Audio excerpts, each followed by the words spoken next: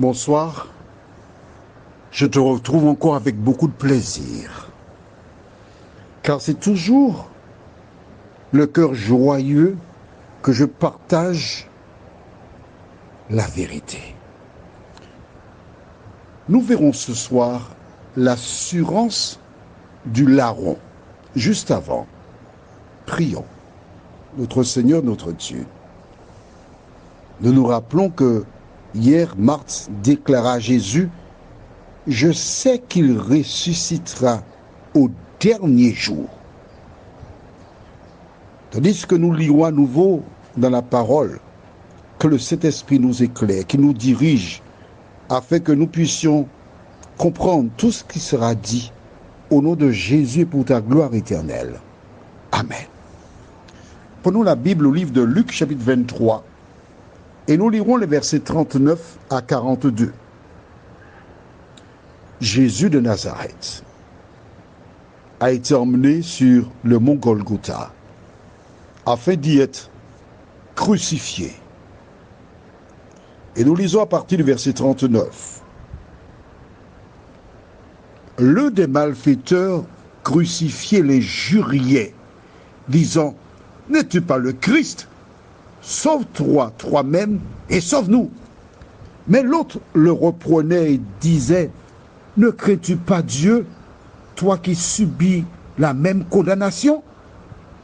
Pour nous, c'est justice, car nous recevons ce qu'ont mérité nos crimes, mais celui-ci n'a rien fait de mal. » Et il dit à Jésus, « Souviens-toi de moi quand tu viendras dans ton règne. » Je relis pour toi à nouveau? D'accord. Et il dit à Jésus, « Souviens-toi de moi quand tu viendras dans ton règne. » Tu te rappelles, hier, nous avons vu, Marthe avait dit, « Je sais qu'il ressuscitera au dernier jour. » C'est la même conviction qu'avait le larron. Souviens-toi de moi quand tu viendras dans ton règne. Quand tu viendras. Là, Jésus montera au ciel. D'accord? Donc, il n'est pas question qu'il monte tout de suite avec Jésus. Mais c'est facile à comprendre. Allez. Ah ouais. Essaie d'enlever tout ce que tu as entendu. Et puis, demande à Dieu de t'aider à comprendre ce que tu lis là. Souviens-toi de moi quand tu viendras dans ton règne. Jésus lui répondit, je te le dis en vérité, aujourd'hui, tu seras avec moi dans le paradis. Et à partir de cette parole-là, des gens ont conclu que lorsqu'on meurt, on monte au paradis. Mais non, c'est pas vrai. C'est pas vrai. C'est écrit là. Attends. Je te le dis, aujourd'hui, tu seras avec moi dans le paradis. Bon, si on dit que Jésus est monté au paradis le même jour où il est mort, est-ce que tu peux me le prouver dans la Bible, ce verset-là? Mais non, c'est pas ce que dit ce verset-là. Alors, allons dans Jean 20. Mais si, mais gentil. Si tu veux connaître la vérité, on ne va pas argumenter. On ne fait que lire la Bible. Tu es d'accord? Ben, moi, je suis d'accord aussi. Allons dans Jean 20, versets 11 à 17. Cependant, Marie se tenait dehors près du sépulcre et pleurait.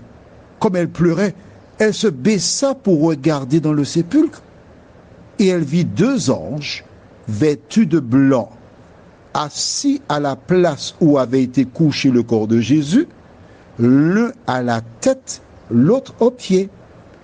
Et lui dirent, « Femme, pourquoi pleures-tu » Elle leur répondit, « Parce qu'ils ont enlevé mon Seigneur, et je ne sais où ils l'ont mis. » En disant cela, elle se retourna et elle vit Jésus debout, mais elle ne savait pas que c'était Jésus. Stop.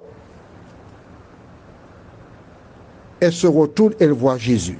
Quel jour Jésus a-t-il été enterré? Dis-moi. Il est mort le vendredi saint, le jour qui précède le sabbat. Et c'est pourquoi que toutes les églises catholiques sonnent les cloches à 15 heures pour rappeler la mort de Jésus. Il est mort à 15 heures. Et que s'est-il passé? Il a été mis en terre avant le coucher du soleil. Pourquoi? Parce que les Juifs observent le sabbat. Et le sabbat commence du coucher du soleil au coucher du soleil. Je t'explique très rapidement. Hein. Lorsque Dieu créa le monde, la Bible déclare, et tu liras ça dans Genèse, chapitre 1er, il y eut un soir, il y eut un matin, ce fut le premier jour, ainsi de suite. Donc, un jour pour Dieu commence du coucher du soleil. Normal, puisque le soleil n'existait pas quand Dieu créa la terre. D'accord? Donc, du coucher du soleil de samedi soir, qu'on appelle samedi soir, au coucher du soleil de dimanche soir, on va faire plus simple, hein? Samedi 18h. C'est pas une question d'heure, c'est une question de soleil. Samedi 18h, un exemple, à dimanche 18h, c'est une journée selon la Bible. Mais si tu dis ça dans Genèse 1, allons, fais un effort. Merci. Donc, le vendredi, Jésus est mort. Pendant la journée, le soleil n'était pas encore couché. Et les Juifs appellent le vendredi le jour de la préparation, où ils préparent leur nourriture, leurs vêtements pour le sabbat qui est le samedi. Donc, Jésus étant mort avant le coucher du soleil de vendredi, d'accord? Donc, c'est la journée de jeudi, qui a commencé de jeudi soir avant le coucher du soleil de vendredi. Ça fait un jour. Même s'il était dans la tombe qu'une heure avant le coucher du soleil, mais c'est la journée de jeudi. D'accord? Et le sabbat, vendredi, coucher du soleil. Au samedi, coucher du soleil, c'est le jour du sabbat que respectent les Juifs. Et puis à part eux, il y a encore quelques églises, oui, qui observent le sabbat. Oui, le 7e jour. D'accord. Bon, c'est une parenthèse, hein? D'accord. Ça fait donc 2 jours. Et du coucher du soleil du samedi soir, à partir du moment où le soleil s'est couché, Jésus est entré dans le 3e jour. Donc, comment peut-elle ne pas reconnaître Jésus, on va dire, du vendredi après-midi au dimanche matin? Parce qu'il est ressuscité avec un corps immortel et incorruptible. Voilà pourquoi elle n'a pas reconnu physiquement. Ensuite, écoute bien, je relis pour toi verset 14. En disant cela, elle se retourna et elle vit Jésus debout, mais elle ne savait pas que c'était Jésus. Jésus lui dit, « Femme, pourquoi pleures-tu? Qui cherches-tu » Elle, pensant que c'était le jardinier, lui dit, « Seigneur, si c'est toi qui l'as emporté, dis-moi où tu l'as mis, et je le prendrai. » Jésus lui a parlé. Elle a entendu la voix, et même la voix de Jésus a changé à la résurrection. Elle n'a pas reconnu la voix. Donc, il avait un corps différent, il avait une voix différente. Alors, verset 16, Jésus lui dit, Marie. Elle se retourna et lui dit en hébreu, Rabouni, c'est-à-dire maître. Jésus avait une manière particulière d'appeler Marie. Et c'est sur la manière qu'il a dit Marie qu'elle a reconnu que c'était lui. La seule personne qui m'appelle comme ça, qui utilise ce ton, c'est lui. C'est maître. Eh bien. Et qu'est-ce qu'elle fait? Verset 17. Jésus lui dit, ne me touche pas, car je ne suis pas encore monté vers mon Père. Mais va trouver mes frères et dis-leur que je monte vers mon Père et votre Dieu, vers mon Dieu et votre Dieu. Est-ce que tu as compris ça? Quand Jésus est mort, il n'est pas monté. Mais c'est lui qui a dit ça là. Hein? Mais c'est marqué dans ta Bible. Comment peux-tu croire à d'autres choses que ce qui est écrit dans ta Bible là? Il a dit quoi? Je ne me touche pas, car je ne suis pas encore monté vers mon Père. Donc à la mort de Jésus, il fut placé dans le tombeau. Il n'est jamais sorti du tombeau. Il est ressuscité le dimanche matin et il n'était pas encore monté. Alors, comment pouvait-il dire au larron, aujourd'hui, tu seras avec moi dans le paradis? Lis les 2 références tranquillement. Ne cherche pas à rester sur ta position, mais à comprendre ce qui est écrit là. Mais il a dit à Marie, dis-leur que je monte vers mon Père. Mais entre-temps, il y avait Thomas qui ne croyait pas. On reste dans le même chapitre et nous lisons à partir du verset 24. Thomas, appelé Didyme, l'un des 12, n'était pas avec eux lorsque Jésus vint. Les autres disciples lui dirent, donc, nous avons vu le Seigneur. Et il leur dit, si je ne vois dans ses mains la marque des clous, et si je ne mets mon doigt dans la marque des clous, et si je ne mets ma main dans son côté, je ne croirai point. Impossible qu'il ressuscite. Verset 26.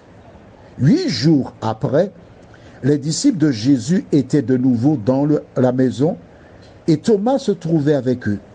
Jésus vint, les portes étant fermées, se présenta au milieu d'eux et dit, « La paix soit avec vous. » Puis il dit à Thomas, « Avance ici, ton doigt, et regarde mes mains. Avance aussi ta main et mets-la, où ça? Dans mon côté. Donc touche-moi. Et ne sois pas incrédule, mais crois. » Explique-moi. Pourquoi il dit à Marie, ne me touche pas? Je ne suis pas encore monté vers mon Père. Et là maintenant, il autorise Thomas à le toucher. Réfléchis. Mais il a dit, hein, au verset 17, « Mais va trouver mes frères et dis-leur que je monte vers mon Père et vers votre Père,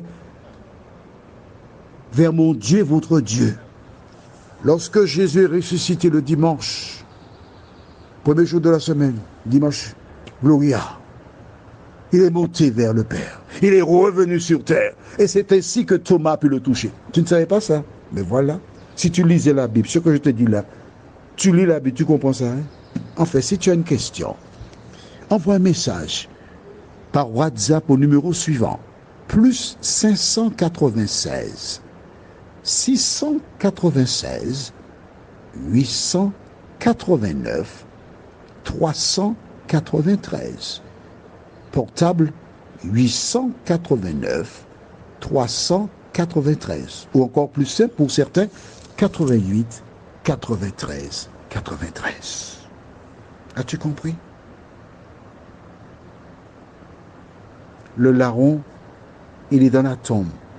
Il attend que Jésus revienne dans son règne avec les myriades d'anges afin de l'introduire sur la nouvelle terre où la justice habitera. Voudrais-tu te joindre à nous? Prions. Seigneur, merci pour la parole. Nous avons compris que cette application qui permet de parler aux morts est un piège de Satan. Alors, de nous aider par ta grâce, Seigneur, à lire la parole et ne pas nous laisser branler par tout ce que le diable a prévu au nom de Jésus et pour ta gloire éternelle. Amen. Je te souhaite une bonne soirée. À partir de demain, nous verrons ensemble ce qui arrive à quelqu'un qui rejette la parole de Dieu et se laisse tromper par Satan.